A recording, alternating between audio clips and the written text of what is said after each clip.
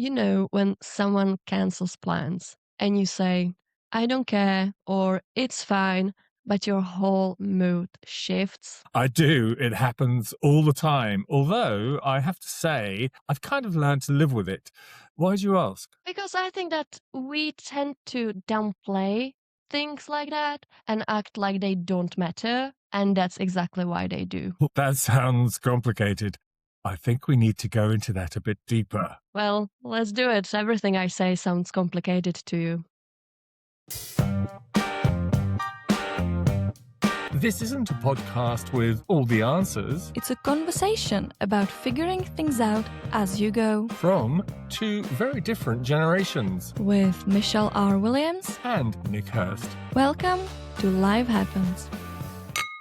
Okay, and talking of complicated, what have you been up to in the last week or so, Michelle? Talking of complicated, yeah, my life's complicated a bit, but I'm trying to figure it out.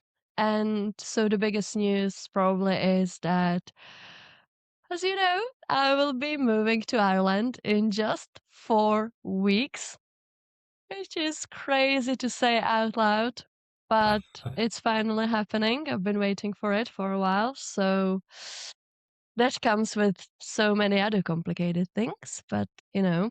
And also, speaking of complicated, just bear with me today because my mind now thinks in 3 languages. We are recording on a different day than we normally do. And so I just finished my French lesson, which is in Czech. And now I'm recording in English.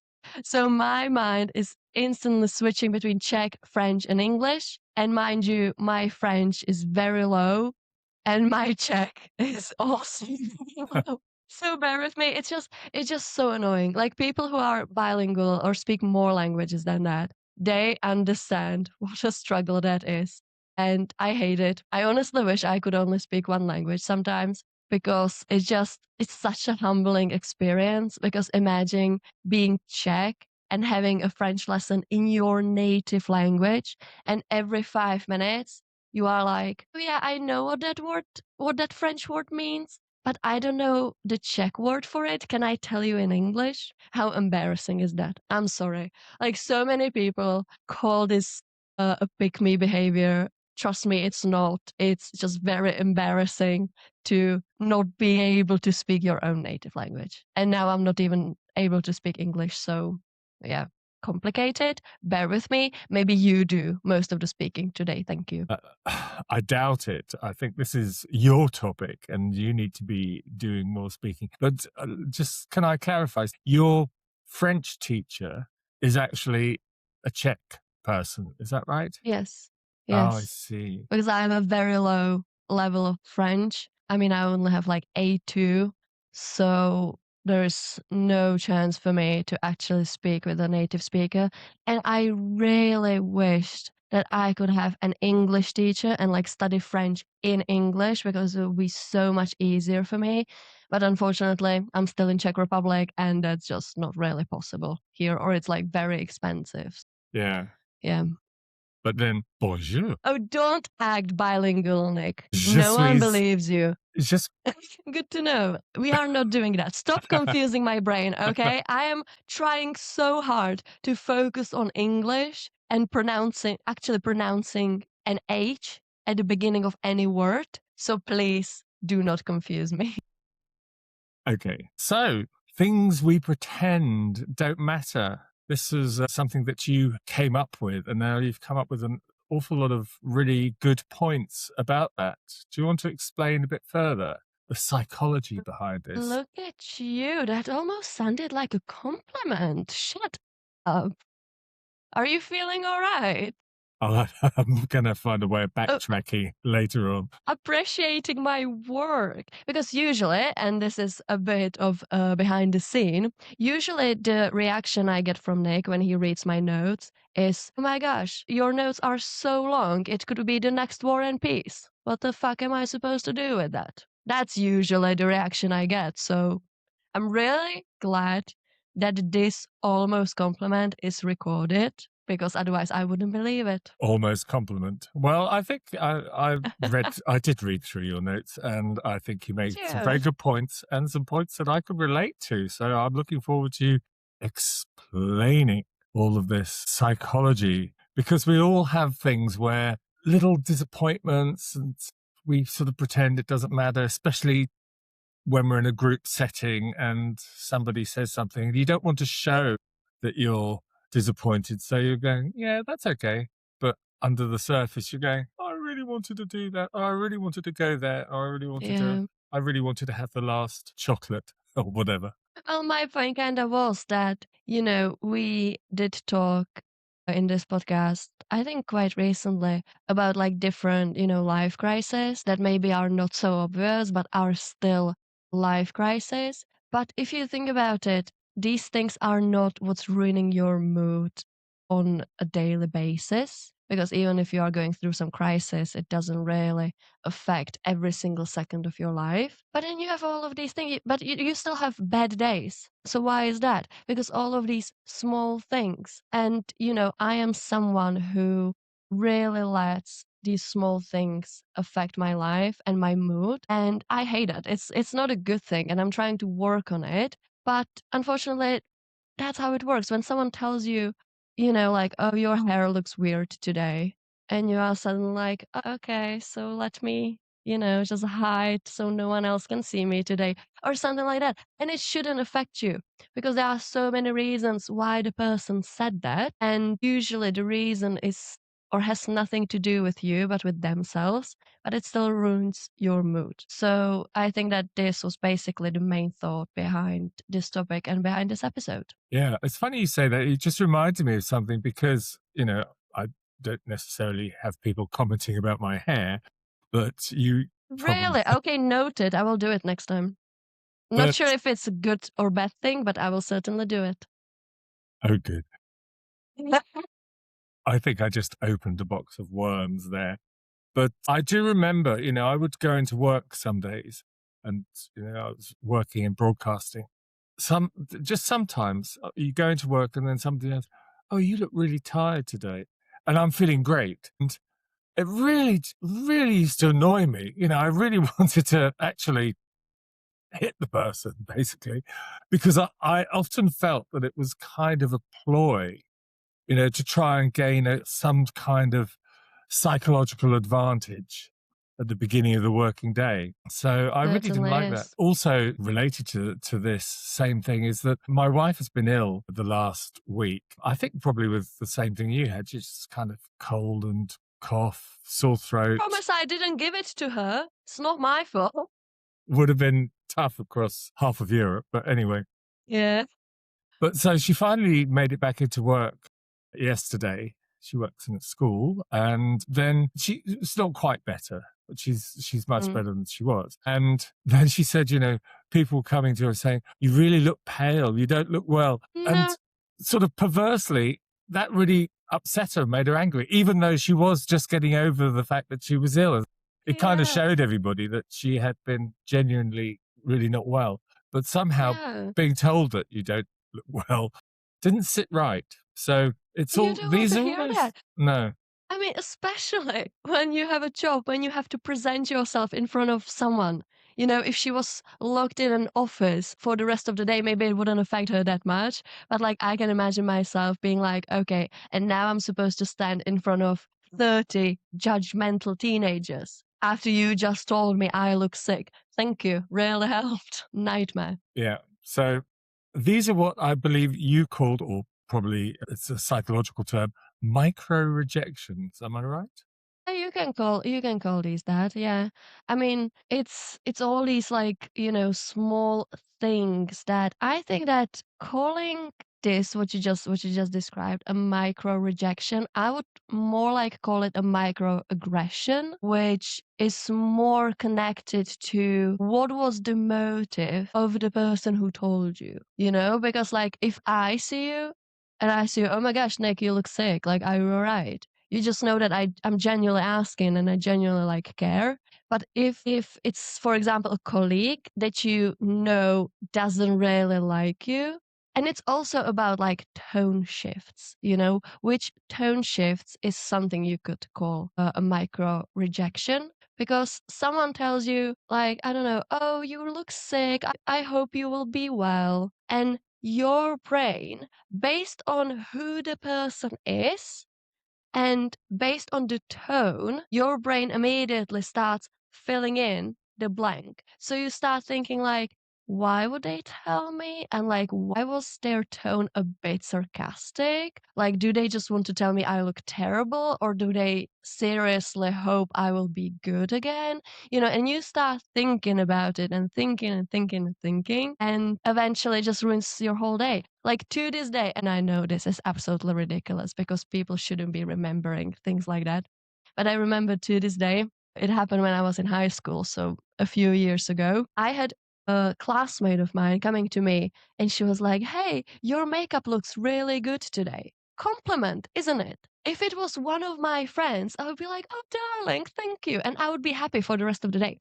The thing was that this girl was the most sarcastic, bitchy, fake person in our class who never spoke to me. We weren't even in the same group. We just never spoke to each other. And suddenly she came to me and told me that. And to this day, I'm like, so did my makeup actually look, because she was kind of into makeup. So I was like, did my makeup actually look good that even though we are not friends, she appreciated it? Or did it look so terrible and it was like, you know, I had a contour visible or something like that, some terrible mistake that she meant it sarcastically and told me just fuck with me, basically. To this day, it's been like 4 years. I don't know the answer, and it's keeping me up at night, I'm telling you. It's kind of sad. We actually have what? An Thank you. idiom for that in English. Of course. All right. It's called a backhanded compliment. Yes. Yes. And so basically, it's somebody comes up to you and says, I'm going to give you two versions of this, actually. I want to play with the English language a little bit, if you allow me. Oh my gosh. Yeah, of course. I speak French and Czech, but sure. So somebody comes up to you and says, hey, your makeup looks great. And you're going, oh, thank you. That's really nice. Or they come up to you and say, hey, your makeup looks great today. And then you think, oh, because what they're saying is, but every other day it looks like shit. Backhanded compliment. And One that's word, it changes the decent. whole meaning. Literally. And not just a word, a tone shift or a look. You know, if someone's talking to you, looking into your eyes, or if they go like, you know, Yeah. just like these little things. And I'm so sensitive to these little things. And it's exactly what can just fuck with my head for the rest of the day and ruin my day. Or, you know, if I believe it actually was a compliment, it will make my day. But I was always a pessimist.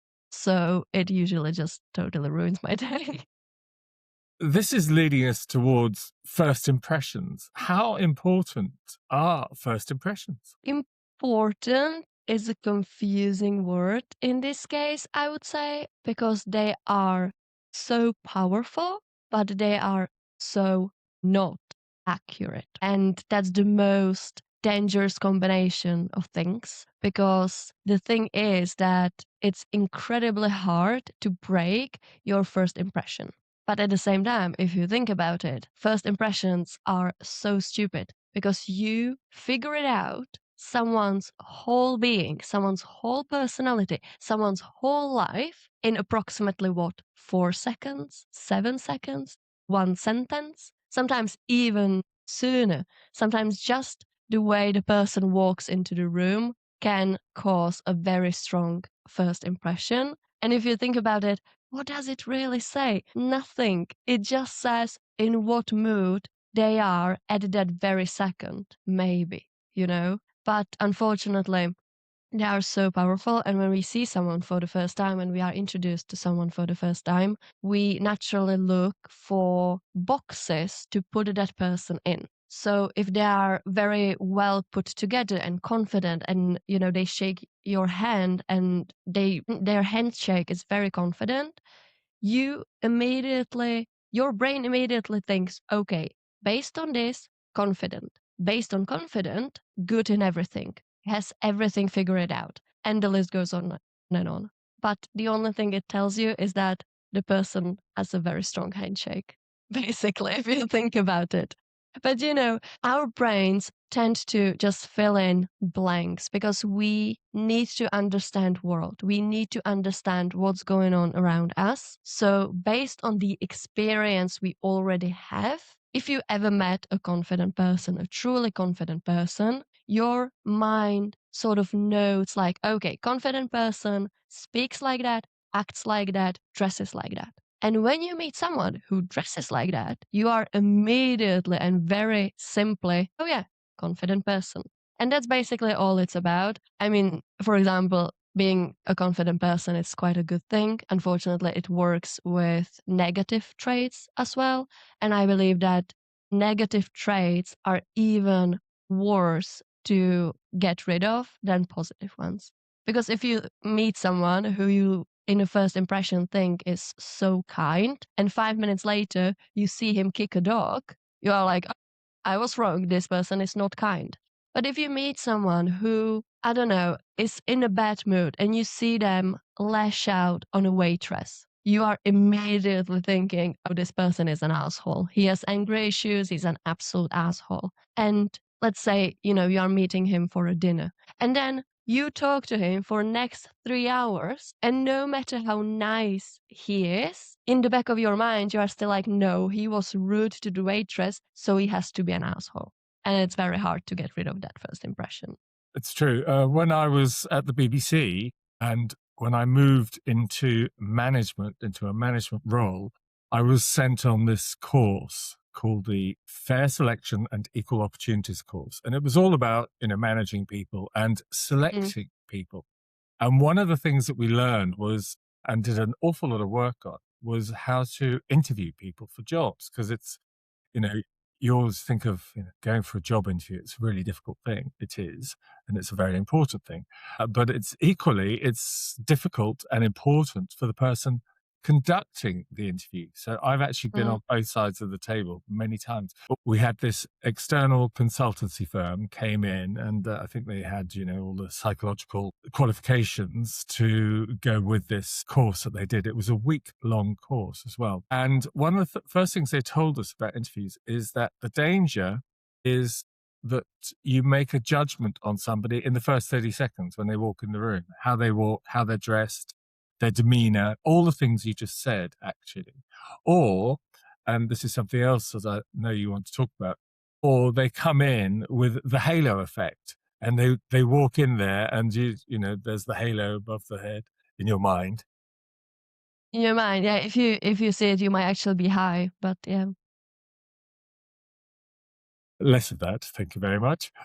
And no oblique drug references required. And they come in and you think, oh, this person's great. And then the danger is that, well, in both cases, the danger is that you stop listening. And this course was teaching us how to make sure that we go past that and that the whole selection process is fair from beginning to end, not just in the first 30 seconds. And I know because on the other side of the table, I've done lots of job interviews for jobs over the years. And, sometimes you go into a job interview and they take one look at you and for one reason or another, don't fancy you. And you're not going to get the job. You know that you're wasting your time. And you just go through this kind of dreary verbal dance for 35, 40 minutes, however long it is, an hour. And you're thinking, this is wasting all of our time. But anyway, so yeah, that's my first impression story. But the halo effect, what's the halo effect? You want to talk about that? Before I get to that, I sort of, as you were speaking, I sort of remembered because, like one thing about first impressions is someone walks into the room and you immediately think something about them. But I also think that the next important step is like the first interaction. Because if you are somewhere where, obviously, interview, someone walks in and the interaction is immediate. But when you are somewhere with a group of people, you have the first impression when you see that person, maybe interacting with someone else, and then you have your own interaction with them. And it kind of reminded me of my first impression of you, the first interaction with you. Because I realized that, like, to this day, it sort of affects not how I see you, but maybe how I talk about you, introduce you. I don't know how to explain it, but you will understand. I don't know why it's stick in my head, but like to this day, I just remember the first lesson we ever had with you ages ago. And we were expecting, your wife told us like, oh yeah, my husband, he's English, blah, blah, he doesn't speak Czech, he will teach you, blah, blah. We were like, okay, prepared for that. First of all, which is not obvious like that, you are tall as hell, which is scary. So I think that was the very first impression. But sort of you make an impression of a person, blah, blah, blah. But I don't remember thinking like anything at all about you. But then you started asking us our names, like, obviously. And I remember I was like, what, 12 or something like that. And I was very shy kid. And I remember you came to me and you asked me like my name. And the day prior, because I wanted to be cool, I was looking up how to say like my name in English, or like what's the equivalent of my name in English. And I was so ready to be like, Michelle, my name is Michelle. I was so ready for that. And I told you, and you probably didn't hear me. And you went like, I'm sorry, what was that? And I panicked. I absolutely panicked. I was like, Misha. What kind of all? I think that was exactly the moment when my brain that absolutely affected me for the rest of my school days. And to this day, I do describe you as scary. I mean, not to me, obviously, because I can tell you to fuck off and move on. But like, I still see you as a scary person. And I just think that came up from that very first impression. And you will never get rid of that. I wish I could replay the whole scene.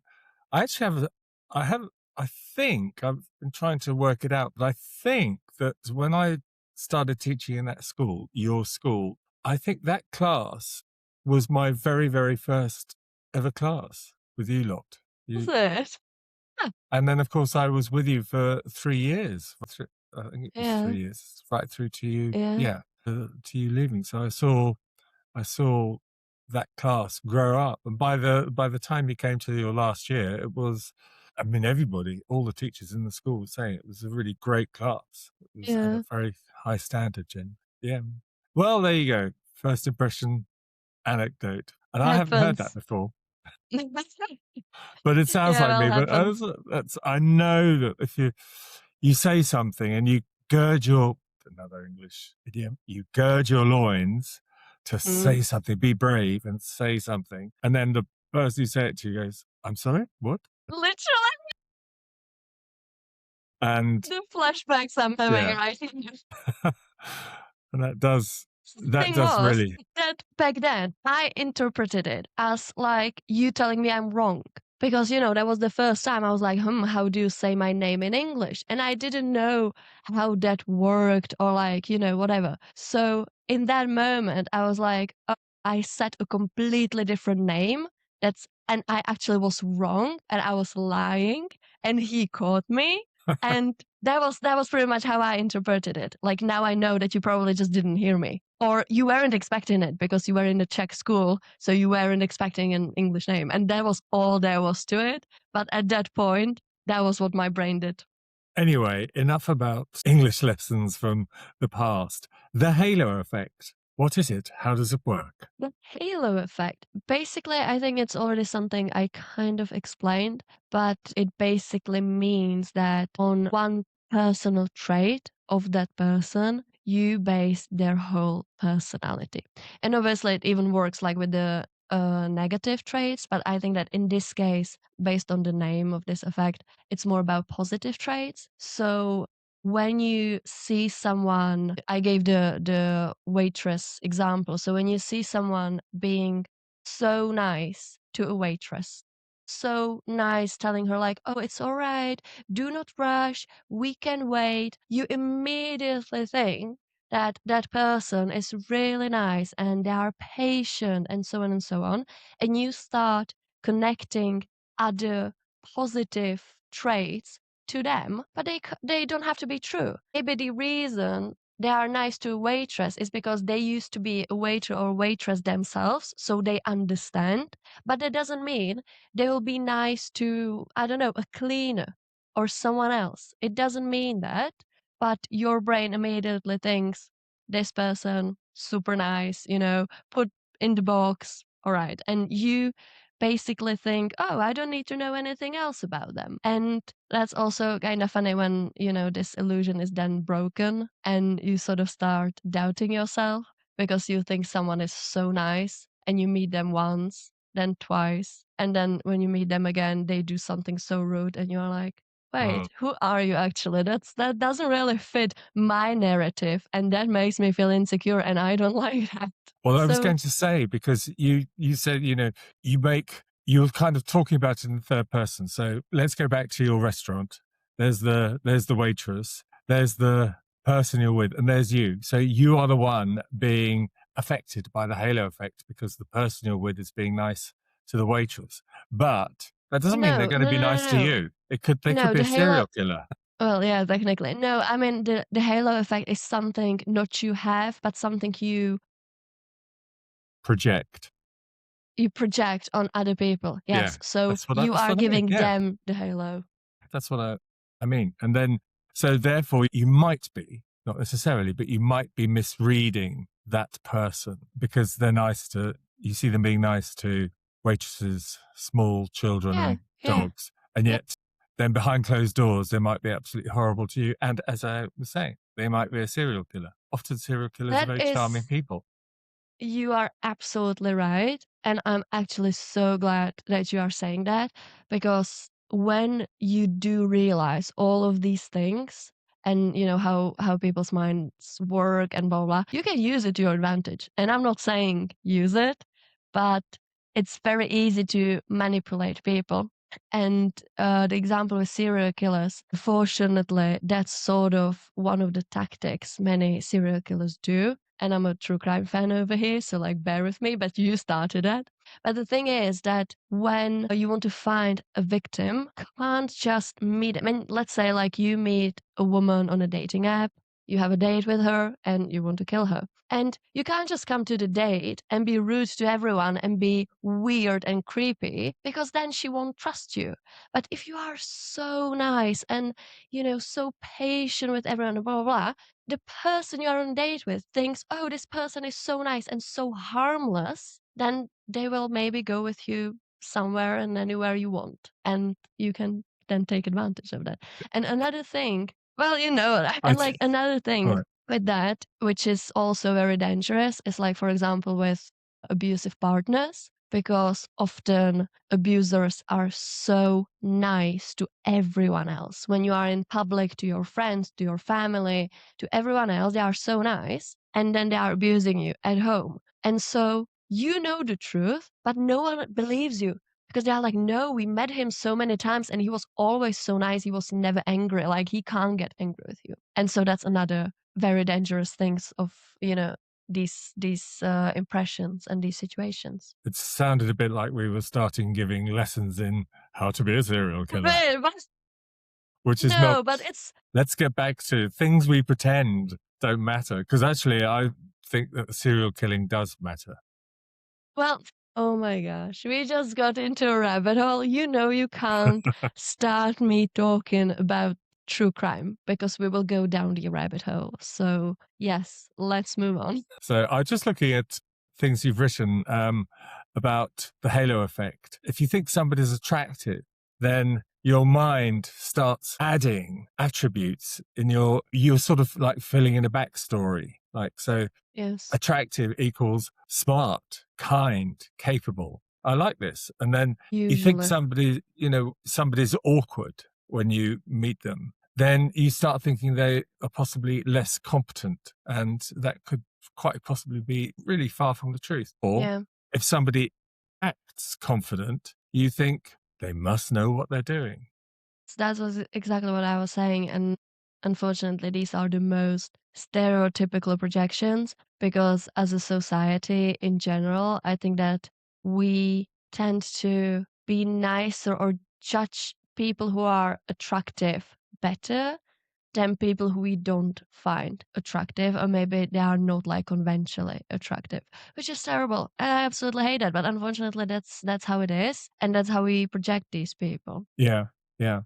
So bring this back to the things that we pretend don't matter. How does that fit in? What are we saying here? That we pretend that first impressions don't matter, or they do matter, or what? I think we pretend like they don't matter that much. And, like I can imagine if, I don't know, let's say I was being introduced to my boyfriend's parents, and the very first moment I did something very stupid or said something very stupid, I feel like immediately I would be like, oh, that's fine. We will be here for another hour. Like I can win them over.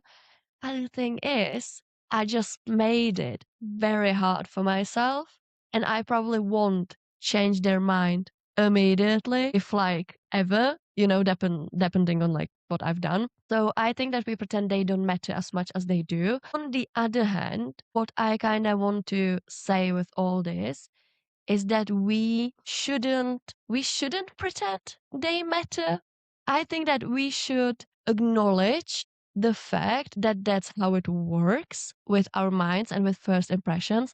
And I think it's very important to be like, okay, first impression of this person, terrible.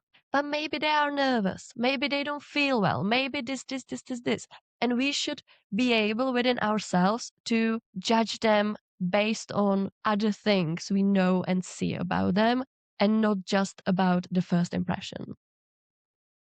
Does that make sense? Yeah, no, completely. Which You brings looked me a on bit to confused over there. it doesn't take much. Come on, be honest. You're getting very No, it technical doesn't. to me. So let's look at our evolutionary wiring. I've taken that expression from your notes. So I didn't make it up. Why are we like this? Why do we do that? Well, from sort of like the psychology point of view, obviously you might think that everything I said right now is like so stupid, like you can be like, well, like, of course, I judge people based on what they do later. Like, it doesn't matter to me, blah, blah, blah. But I would say biologically, almost, we are still wired that way because, when humankind sort of started and we were just like living in caves and wandering around, you sort of needed that immediate first impression because you didn't have enough knowledge about the world. So if you met a new animal, you within the first second needed to decide if the animal is dangerous or if it's not dangerous. Because if it took you longer and the animal was dangerous, well, it ate you and you ended up dead. So we needed to quickly judge the situation and the danger and what to expect from the thing or creature or a person that we are facing. So this whole thing about the things that we pretend don't matter, it's basically focusing on how humans are geared to live in groups and in a social way, and it's how we interact with other members of the group and how things that they do or say may affect us. And then we have to, because of the group dynamic, we have to sort of pretend that when somebody says, your makeup looks nice today. Cute. What do you mean today? Nick, try again. Exactly. So, and we have to kind of swallow that because, actually I've been in situations, I can't think of exact circumstances, where I've felt that somebody has given me that kind of backhanded compliment and I've actually called them out on it because I've felt offended, and I don't necessarily feel intimidated about having a go at somebody to say, "Oi, no. What do you mean by that?" Also the thing, and I think that's happening between us a lot, that I can't tell when you are being serious and sincere and when you are being sarcastic. So very often it happens that you tell me something nice and I'm like, wait, did you actually mean to be nice? Or is something wrong with me? Like, is my makeup really looking bad today? Like, tell me. And so that's the thing, it's such an obvious miscommunication because it depends on the way you say something, and that depends on your own mood. But then it also depends on the other person, how they interpret it and on their Mm. own mood. So it's just very complicated. And as you said, this whole thing, it's basically the psychology of groups and of society. Because within a group, there is always a kind of tussle for who's the leader of the group, what role do you play in the group, are you happy Yeah. with that role? I think there's an element of competitiveness always with Yeah. people. It's an unusual person that completely doesn't compete, or is it maybe that's just me, maybe I am competitive. Well, I mean, yeah, you are. But I also think you are right. And I think that this is sort of a subtopic that we will get to in our next episodes about friendships and group dynamics growing up and like group dynamics when it comes to friends. So I think that we will certainly come back to that. Now, you know how we like our quizzes here on Life Happens, and it's a thing. And yes, there's a quiz this week, which we have both done. We're going to talk about it. And if you want to do it after we finish the episode, then you will find a link to it in the description of this episode. So when you go there, I mean, you can go and have a look now if you want. But the first thing you need to do is give us a like and subscribe. I know it says subscribe. It doesn't involve money or anything. It just means that you like us a lot. And we like you a lot when you do that. So please go and subscribe now and give this episode a like, because it really actually helps in terms of what happens on the various platforms where you can find Life Happens. But the quiz sort of tied in with this whole sort of group dynamic and the things that we pretend don't matter. The quiz is all about what are your values, and it's kind of psychologically done. It's a fun quiz to do. And at the end of it, you'll get a result. And we've both done it, and we'll tell you what our results are.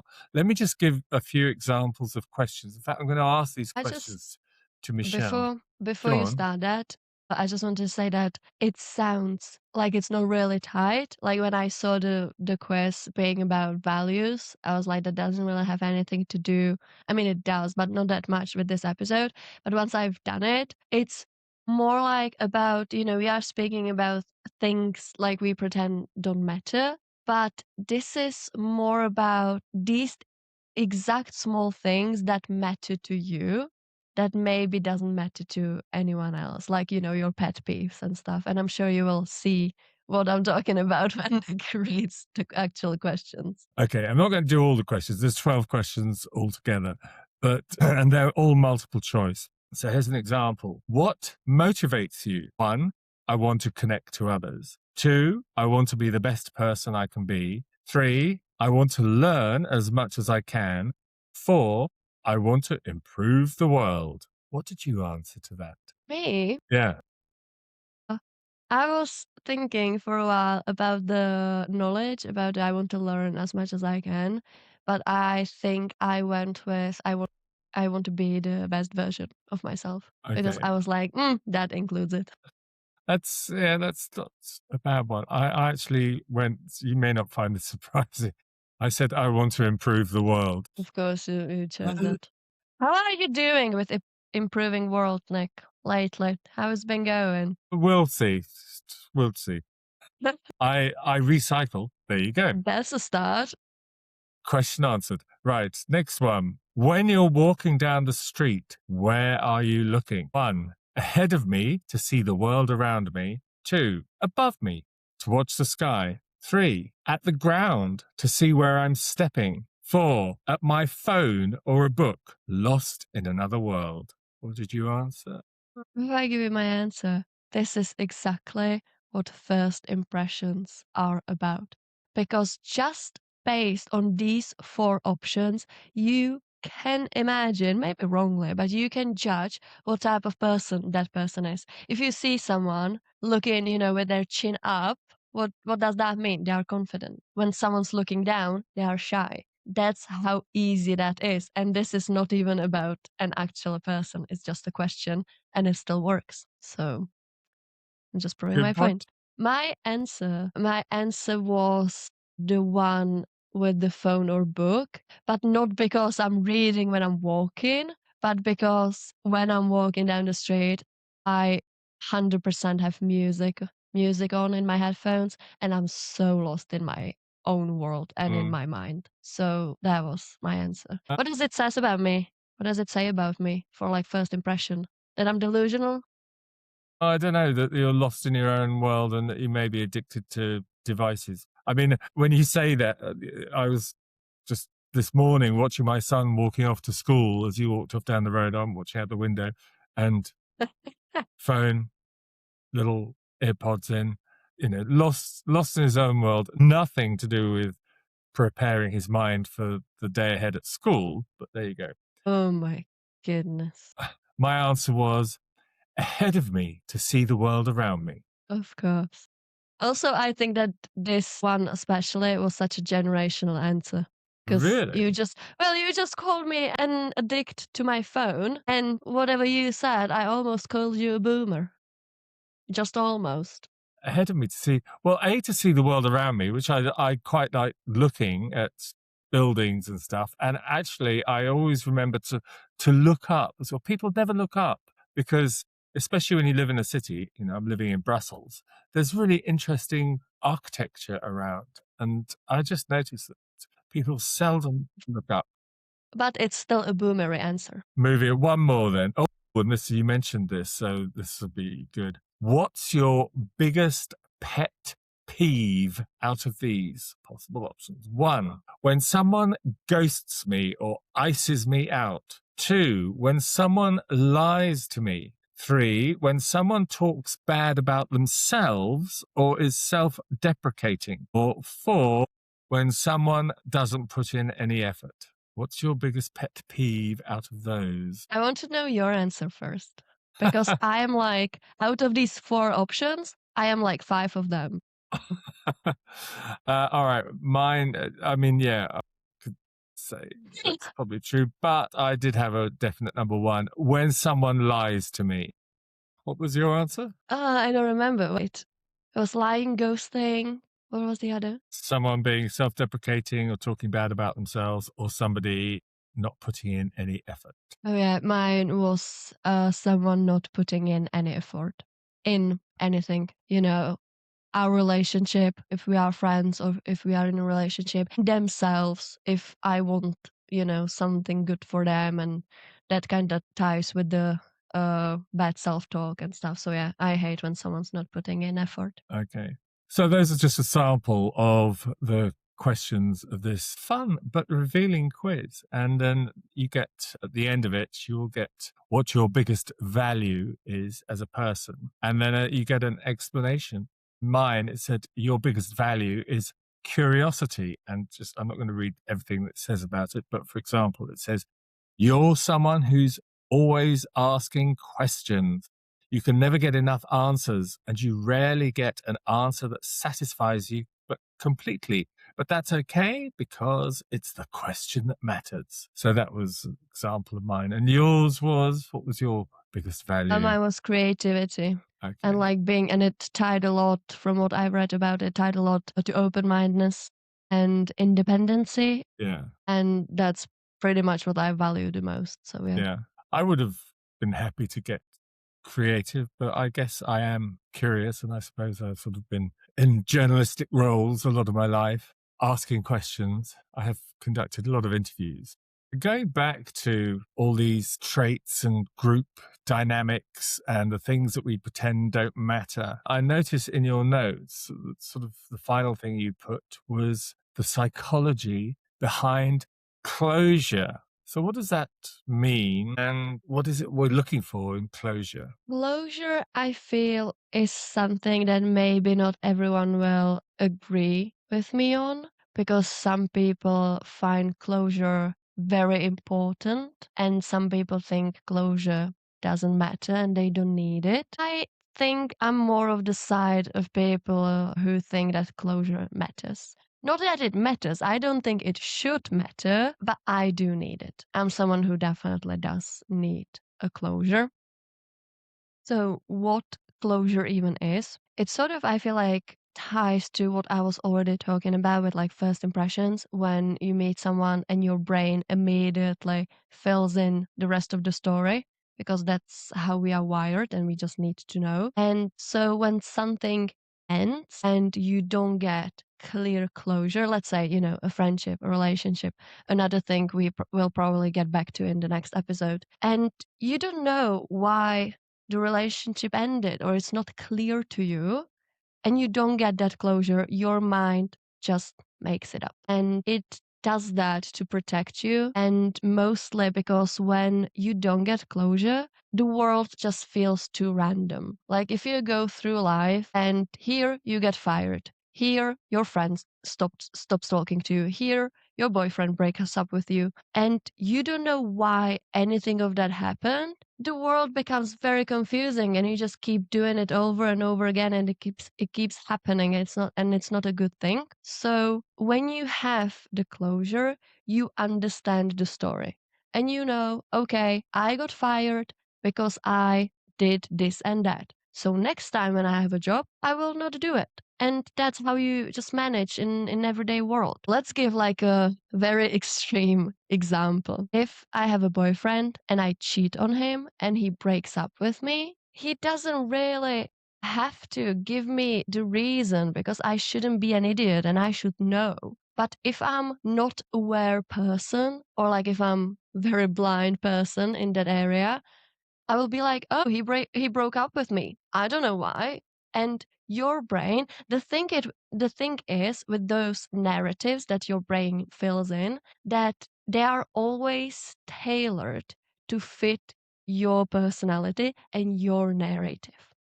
So if you don't realize your boyfriend broke up with you because you cheated on him, your brain won't tell you, oh, he did that because you are a bloody cheater. No, you'll be like, oh, like he probably didn't like me, or like we weren't meant for each other.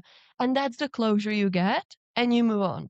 But that doesn't mean it's right and it's healthy. So, I think that again, and I feel like I'm saying this sentence every other episode, self-awareness. You need to be self-aware, and creating your own closure is all right, but you should try to create it based on real facts. And the truth is, you won't always be the victim. You won't always be the hurt one. And you have to accept that.